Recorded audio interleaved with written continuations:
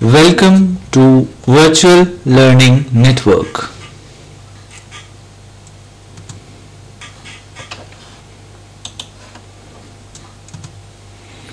Foundation course in Humanities and Social Sciences, session number 5, Pre-colonial and Colonial India. In this session, we are going to discuss the following topics: the characteristics of pre-colonial economy, agriculture, trade, handicraft industries, evolution of colonial rule, impact of colonial rule, phases of the colonial rule, agriculture under the colonial rule, role of the colonial state. These topics we are going to discuss in this session. First one is characteristics of pre-colonial economy. India in the pre-colonial period had a stable economy, self-sufficient agriculture, flourishing trade and rich handicraft industries. These were some of the features of the Indian economy. Agriculture operations were carried on in India by subsistence farmers organized in small village communities. India enjoyed extensive trade both within the country and with other countries of Asia and Europe. A balance of the imports and export was maintained.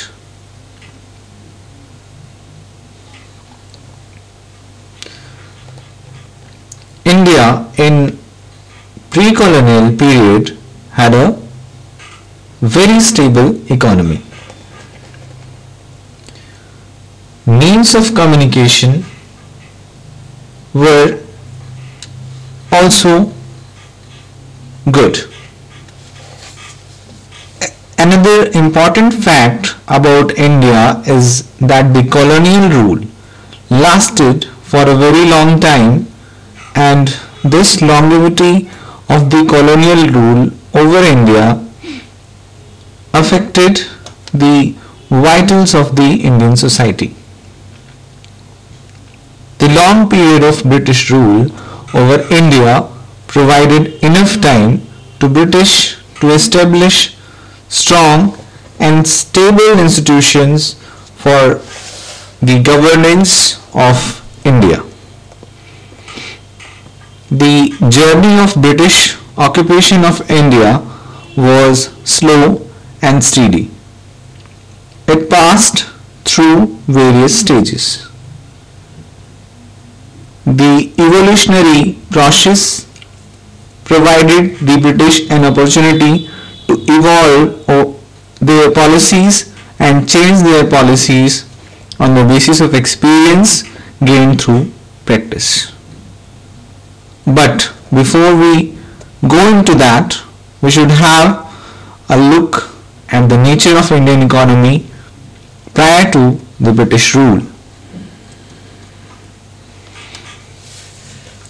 The next point is agriculture.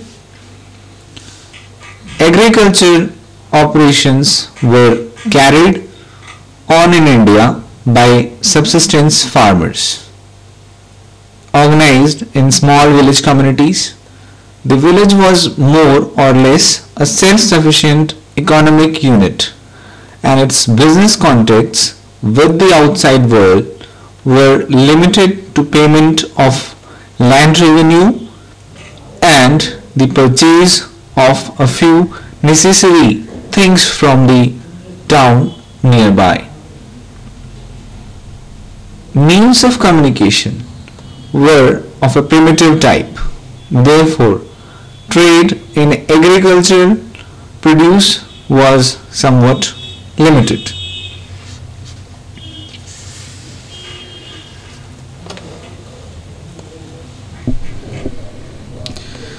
The farmer usually raised enough produce to feed himself and non-agricultural members of the village community.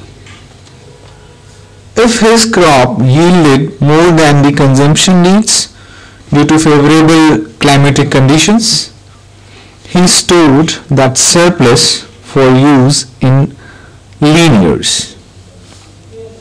Storage of food grains was a common practice among the pre-colonial agriculturists and constituted under these conditions the only remedy against the famines. अगर हम कृषि agriculture की बात करें तो इस समय में एग्रीकल्चर अपनी अच्छी दशा में था. गांव के लोग सेल्फ सफिशिएंट थे और वो लोग इतना अनाज उगा पाते थे जिससे कि वो अपने पूरे वर्ष भर का खर्च उस अनाज से चला सके. उस अनाज को कुछ किसान बेचते भी थे.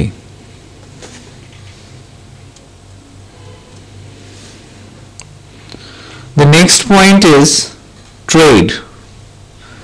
In spite of the fact that the Indian villages were largely self-sufficient units and the means of communication were primitive, India enjoyed extensive trade both within the country and with other countries of Asia and Europe. A balance of imports and exports was maintained. The items imported into India were pearls, wool, dates, dried fruits, rose water from the Persian Gulf, coffee, gold, drugs and honey from Arabia, tea, sugar and milk, silk from China.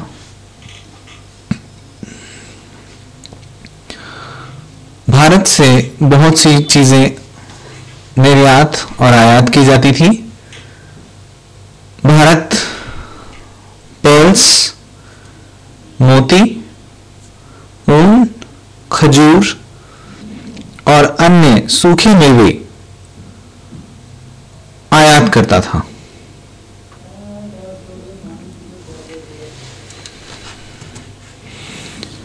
The next point is how the handicraft industries were at that time.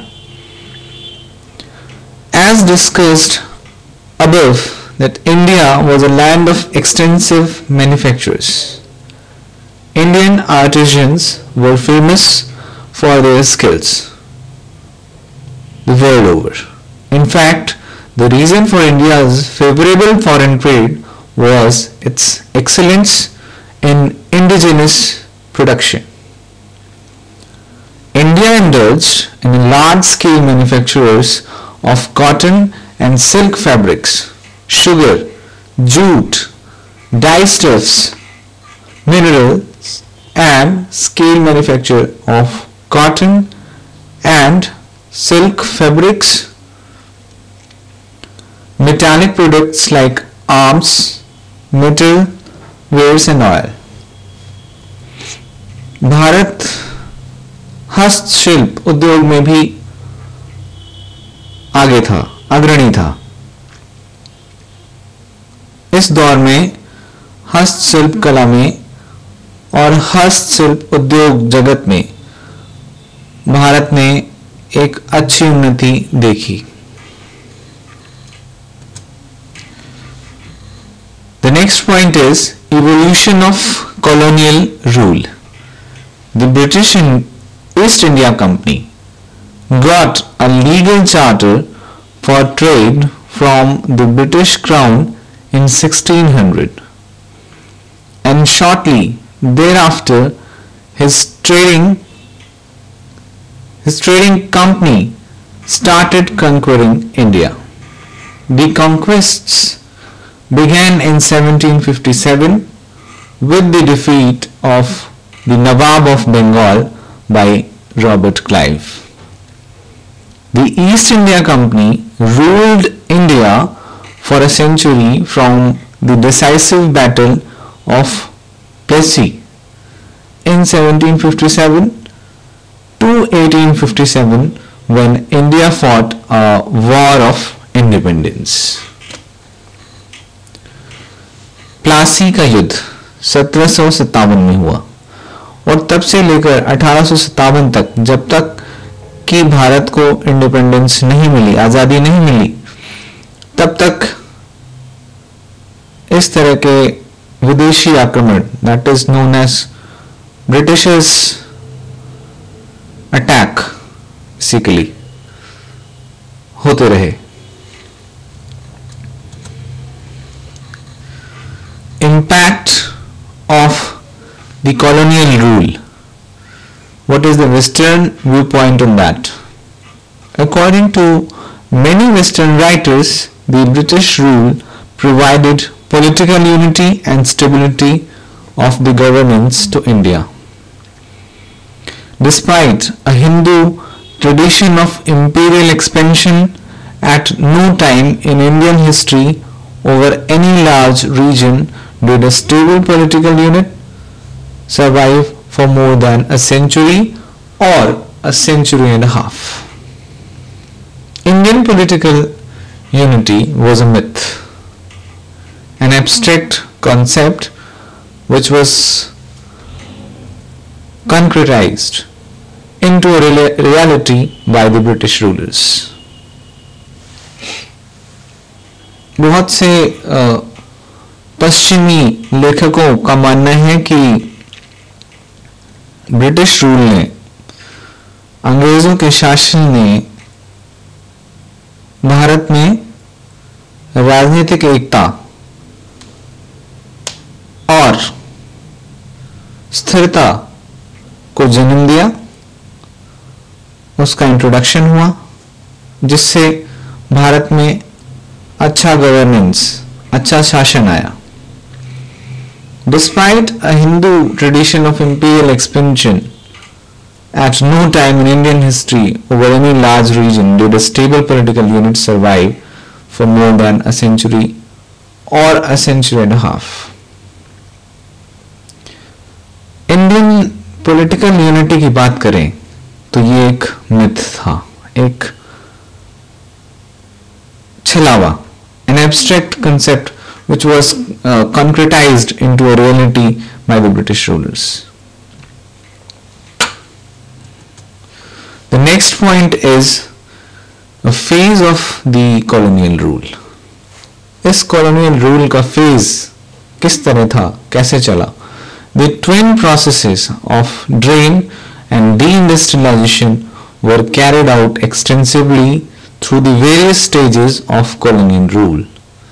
The process itself started from 1757 when the Battle of Plassey, the East India Company representing the British mercantile class, took over the Indian control.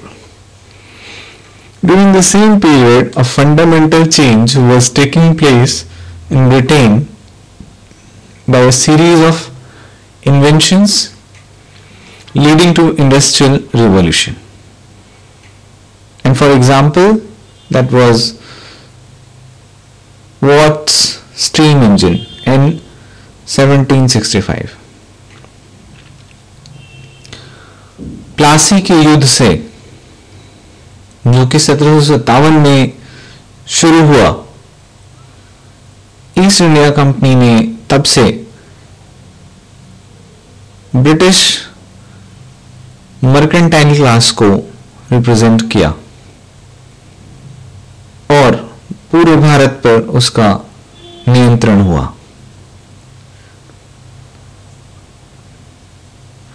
इस समय बहुत से बुनियादी परिवर्तन हमें देखने को मिले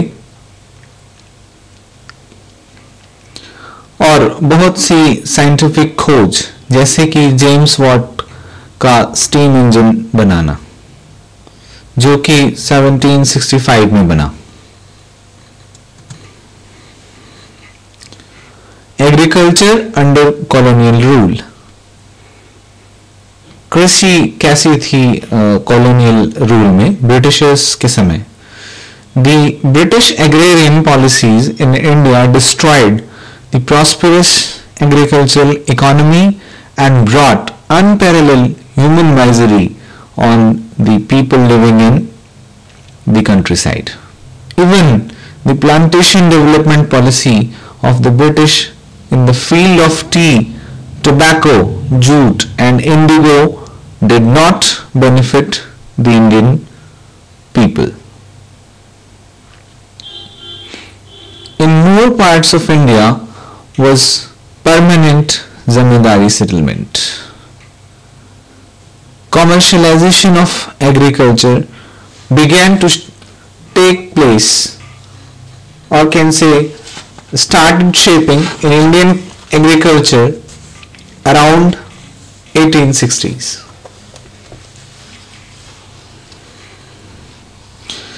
अगर हम कृषि की बात करें, खेती की बात करें, तो ब्रिटिशर्स के अंडर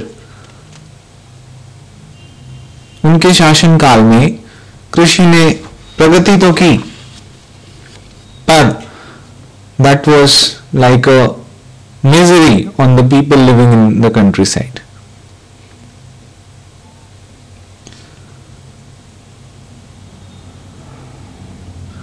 ब्रिटिशर्स ने चाय, टोबैको, जूट और इंडिगो यानी कि नील की खेती में इंडियन लोगों को, भारतीयों को कोई फायदा नहीं पहुंचाया। देश के तमाम हिस्सों में जमींदारी प्रथा चल रही थी। कृषि का वाणिज्यीकरण, कृषि का व्यापारीकरण 1860 में शुरू हुआ।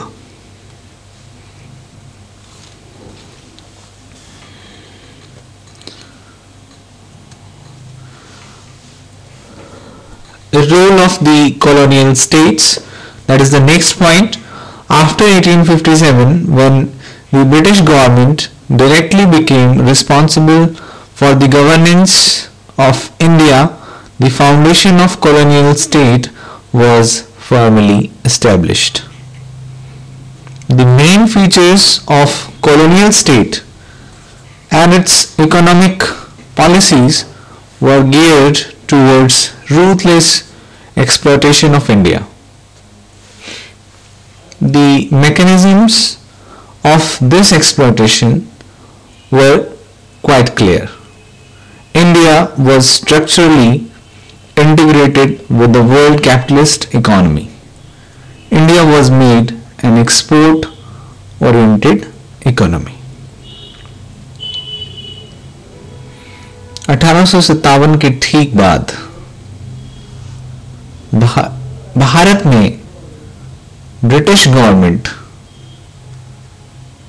संपूर्ण रूप से यहां का शासन चलाने लगी।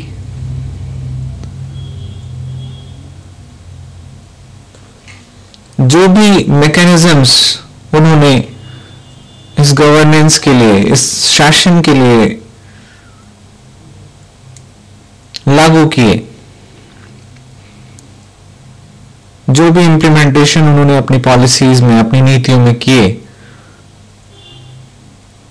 सभी एक्सप्लॉयटेशन का हिस्सा थे, शोषण का हिस्सा थे।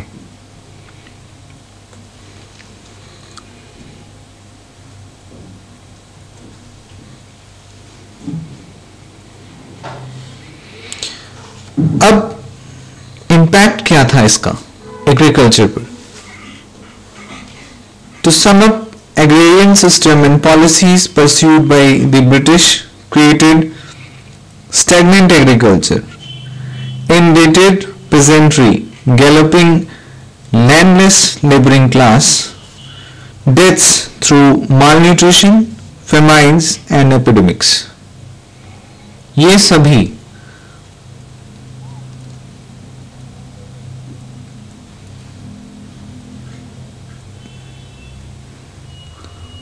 ब्रिटिश पॉलिसीज का हिस्सा बने. The basic policy of British was to extract land revenue whether peasantry could pay it or not. चाहे भारतीय किसान इसको पे करने में समर्थ हो या ना हो, पर उन्हें टैक्स या लैंड रेवेन्यू देना ही पड़ता था. The distressed sale of land to pay land revenue was not discouraged as it was a direct consequence of British land revenue policies. This is it for this session.